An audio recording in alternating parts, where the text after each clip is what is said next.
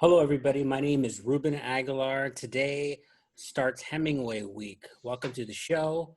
And Jacob, welcome.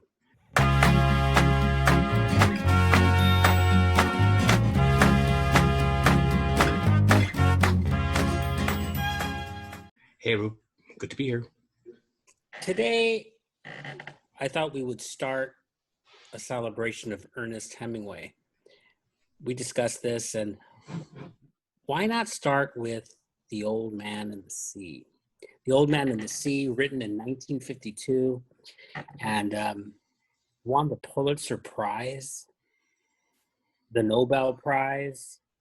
Although I'm not entirely sure if he won the Nobel Prize, Hemingway, for this book specifically or for his career. Lifetime achievement. Yeah, I'm not sure either. But I will say that this book is masterful. It is great, and it lends to his expertise in the short form. To me, he writes better with these kind of spare, kind of lean pieces. This book is very short. You might read it in one sitting. Might be a long sitting, but no, you definitely. It is a strong book about a man and his relationship to several things. His relationship to the sea, of course, to this fish that he brings down. To call it a fish is kind of an understatement. A beast. and his relationship to the boy, to this boy who really looks up to him, even though everybody else has given up on the old man. He's gone saleo. He's lost his luck. Yeah. Give up on this old man. He's seen his prime. And I like this metaphor of he sees these lions. He sees these lions in his sleep. And it's kind of like a metaphor for maybe the lion in winter, this idea of that this is the old man's last foray, his last chance to make something of himself. Yeah. You know, I've read it before. I do want to hear what you think about The Old Man and the Sea, but I've read it once before, and in reading it again, I'm reminded I had forgotten this is a weird book, because what I mean by that is that unlike his other books, if somebody were to read it and they put a sticker in front of Hemingway, like if they didn't know Hemingway had written this, or I'll just speak for myself, I would have thought this was a book written by a non-English speaker. It has a cadence of, or this kind of rhythm to it almost feels like it's written by somebody who is a non-native English speaker, and he's just trying to write something very simply, and they translated it. I think it was for effect. I think it was on purpose. Having read it now this week, it's a strangely written book, but I think it's effective in that way.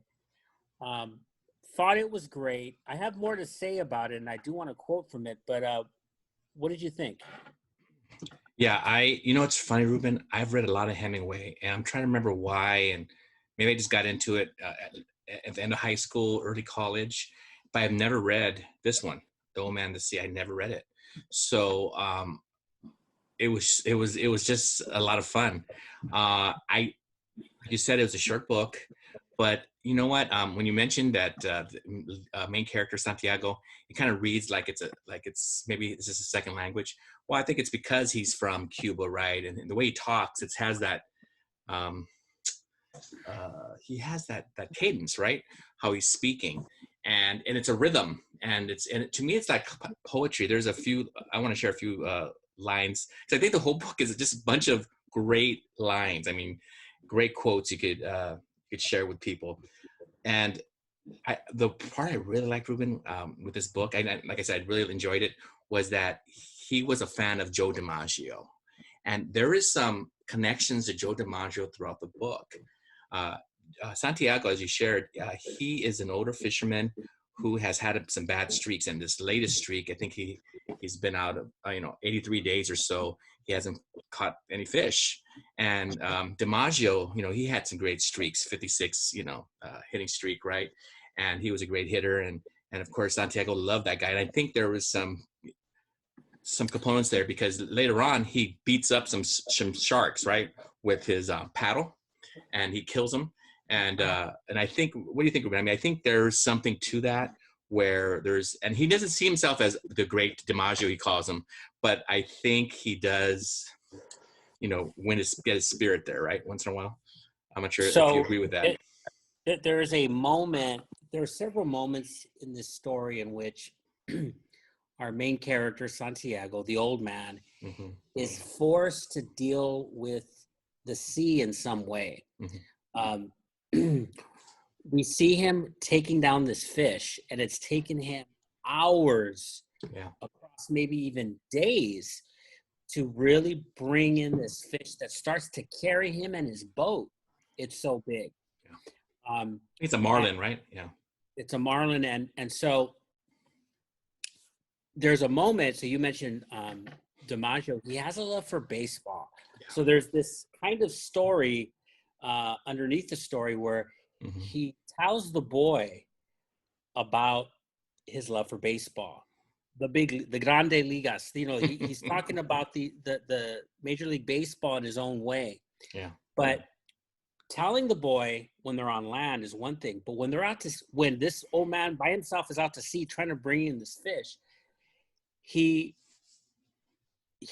kind of hearkens to the great Dimaggio. There's one point where he mentions, like you had said, he's hanging onto this fish that starts to drag him, and he says to himself, "Do you believe the great Dimaggio would stay with the fish as long as I will stay with this one?" Right. Thought, "I'm sure he would, and more since he is young and strong." Also, his father was a fisherman. Now, did you know that about Dimaggio's dad? No, I didn't. When he threw that in there, I'm like, wow, that's pretty cool. Yeah, that was fun. Cool. I think it's really important, this passage here, because it's indicating that even an old man always will have a hero. Even an old man should have a hero. We all should look up to somebody. We all should sort of strive to somebody we respect in some way. I think that was cool that this old man looked up to Dimaggio. Yeah, and I think because he had a hero, Ruben, and he had somebody to look up to, when he got into a tough situation, he, of course, thought about, hey, what would my hero do? And it kind of pushed him more to do what he was meant to be, because he was meant to be a fisherman, and he says that in the book. And he had some obstacles, obviously, to bring in that marlin, and he could give up at any time. And there are times where he wanted to. He looked at his hands; they're all bloody, and looking at his life and seeing where it's come to. I love it because Hemingway wrote this. He was 53 years old. He's my age. He was my age, and he hadn't written a book like this in years. People thought he was washed up. And then this book comes out in 52, and people go, "Oh, that's the Hemingway we remember." And I feel like it kind of alludes there to Santiago, like, "Hey, I have one more fish to get, and this is it." It really is perfect that way. It really is. It speaks to the old, like you say, he's got one more fish to reel in, and he's got one more story left in him. Mm-hmm. I also want to, I was reflecting on this book because I really think it's a great metaphor for how we live our lives. Notice that in the book, it's separated into several pieces of conflict. Mm-hmm. If you think about the first piece, it's about him struggling to get his luck again, to find meaning again and success in fishing, because he has not caught anything. That was the big struggle. That was what he tried to wrap his mind around and to solve. The next part was how to reel this fish in, how to kill it. And then, of course, after you've killed it, then it presents its own set of problems as he's pretty much washed out to sea with this humongous marlin that he has to bring back to the island. I say that because I think about, as teachers, we always have something. At least for me, I always have some great challenge. Yeah. It could be a subject that I'm teaching or a book I'm teaching that I haven't wrapped my mind around yet. How am I going to teach this? How am I going to kind of hook this lesson in and make it meaningful for the students? Because if I don't understand it, how I'm going to teach it, they won't. That might be the challenge. Or it might be a student that I haven't really figured out how to reach yet and has been pushing back on me and creating maybe issues in the class. There's always some kind of great challenge. And it doesn't mean you give up. Right. You constantly think of the solution, which Santiago was constantly finding different avenues to think through. It really is a metaphor for life. Oh, yeah. Certainly as a teacher. Yeah, I think I'm glad you brought that up, because even with this whole last couple of years with COVID, it's so easy to give up. It's so easy to, and you and I have talked about this privately, that it's difficult. There was a time, where I had to wear a mask every day, and I know other teachers are still doing it, but it was difficult, and the kids were struggling, and you kind of want to throw in the towel. And looking at Santiago, there were times in him, like you shared, Ruben, him getting the fish and even trying to get it back to the island. He could have given up at any time, but it was his dream to get that back, get him back into that island, and he did do it. And then for us as teachers, like you shared, we're gonna have some tough times. I mean, Ruben, I think you and I talked recently about, even this year, we're not having too many issues regarding issues with students, with classroom management.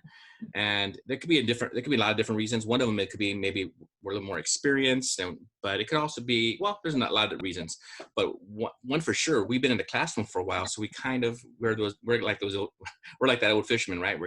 We've been through this before. We know how to handle that. Not that we can't learn something new, or when something comes up. Well, but definitely. I only mentioned the behavioral thing is because everyone's got a different challenge. Yeah, for sure. If your challenge isn't a behavioral problem with the student, it might be something else. Sure. It might be a lesson. Maybe you're teaching a new book. But what I appreciate about this story is that there is no giving up, and there's constantly thoughts. There's constant solutions being played with in his mind. Sometimes you feel like you're all by yourself. This is a great metaphor, I think, for being for sure. Hey, can I share 3 of my favorite quotes, Ruben? I agree with you. It definitely is a good metaphor for us being a teacher. But I just don't want to forget these quotes, because I think this whole book is full of them, right? Here are my top 3, Ruben. He says, "No one should be alone in their old age, but it's unavoidable." Another one, "Perhaps I should not have been a fisherman, but that was the thing that I was born for." And then finally, "I'm sorry that I went too far out. I ruined us both." They're so great. I mean, when you say ruined us both, yeah, what you're indicating there is the absolute compassion, this drive, but yet empathy for the fish that the old man has. And it really lends to his character of a guy who doesn't want to see this marlin die, this humongous marlin, like I said, pulling the boat, and then he doesn't want him to die in vain. Yeah. And he starts to feel for this fish. I got to bring him in. Yeah. And so great quotes. Yeah, I love them. Great book. Hemingway, everybody. It's Hemingway week. We will continue with him tomorrow. Please tune in with us, and thank you for watching. Bye-bye. Bye-bye.